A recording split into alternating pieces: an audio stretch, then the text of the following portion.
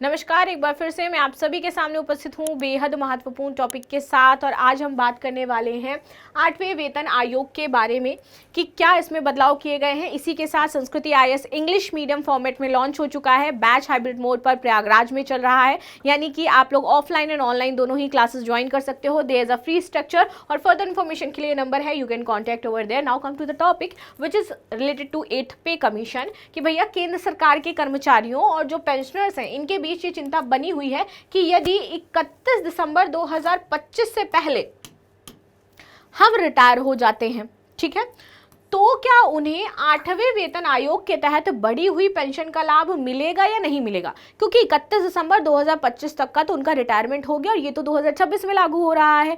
तो फिर यहाँ पर सरकार ने इनको क्लियर क्या किया कि अक्सर देखा गया है कि जब भी नया वेतन आयोग लागू होता है तो रिटायरमेंट की संभावित कट ऑफ तारीख को लेकर के भ्रम फैल जाता है। कर्मचारियों को आशंका रहती है कि आयोग लागू होने की तारीख यानी कि 1 जनवरी 2026 से एक दिन पहले रिटायर होने पर वे नई पेंशन से उनको वंचित रख देगा, जो कि बढ़ी हुई पेंशन है। सरकार ने जवाब दिया है कि वित्त राज्य मंत्री पंकज चौधरी ने इस विषय पर स्थिति स्पष्ट करते हुए कहा कि फाइनेंस एक्ट 2025 में ऐसा कोई नया प्रावधान नहीं जोड़ा गया है कि जो रिटायरमेंट की तारीख है इसके आधार पर पेंशन भोगियों के बीच भेदभाव हम करें।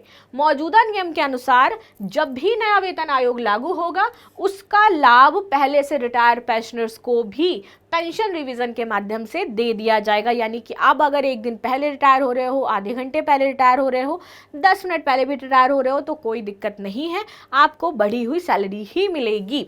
31 दिसंबर 2025 से पहले या बाद में रिटायर होने के आधार पर अलग अलग व्यवहार नहीं किया जाएगा। 8वें वेतन आयोग लागू होने पर संभावित प्रभाव कि 1 जनवरी 2026 के बाद रिटायर होने वाले कर्मचारियों को उनकी पेंशन की गणना से सीधे संशोधित नए बेसिक पे के आधार पर पैसा मिलेगा। वे स्वाभाविक रूप से नई वेतन संरचना में आ जाएंगे। 31 दिसंबर को रिटायर हुए हैं उनकी मौजूदा पेंशन को एक निर्धारित फिटमेंट फैक्टर के माध्यम से संशोधित किया जाएगा और जो पूर्व में चीजें लागू हो रही थी उससे बढ़ करके जो पैसा था वो उनको दिया जाएगा।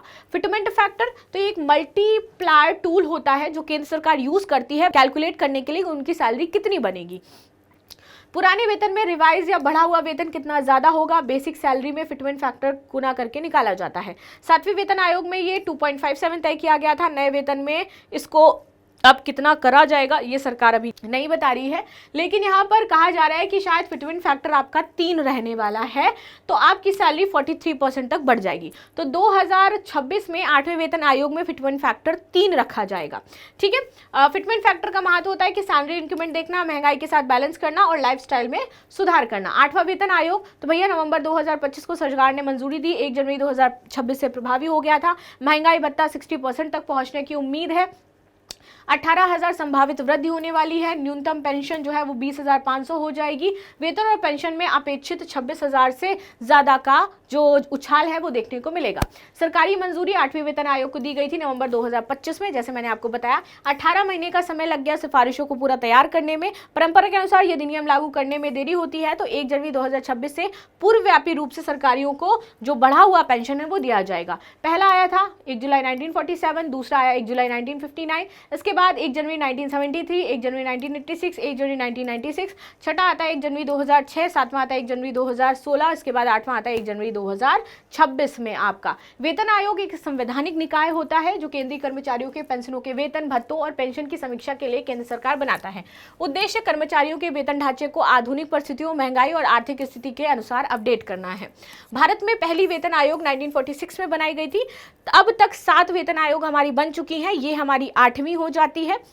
इसमें संरचना में जो सदस्य होते हैं, एक अध्यक्ष होता है जो कि अक्सर सुप्रीम या हाई कोर्ट का न्यायाधीश होता है। 2 से 3 सदस्य होते हैं जो अर्थशास्त्री, प्रशासनिक और विशेषज्ञ होते हैं। सरकारी कर्मचारियों के जीवन यापन में बढ़ना, उनके आर्थिक स्थिति से मजबूत करना, सारी चीजों को देखना एंड देन फिर उनको ये प्रोवाइड करवाया जाता है। सरकार ने स्पष्ट किया है कि 31 दिसंबर 2025 से पहले अगर कोई भी कर्मचारी रिटायर हो रहा है तो उसको उसी अकॉर्डिंग पैसा मिलेगा जितना आपके 2026 में बढ़ा हुआ फिटमेंट फैक्टर के अकॉर्डिंग गुना करके आता है। तो कोई पैसा आपका कट नहीं किया जाएगा। So this is the news what we discuss. मिलते हैं नेक्स्ट क्लास में। लास्ट में आपके लिए क्वेश्चन है, आप सभी को आंसर जरूर देना है और लाइक शेयर सब्सक्राइब करना बिल्कुल मत भूलिएगा and thank you so much.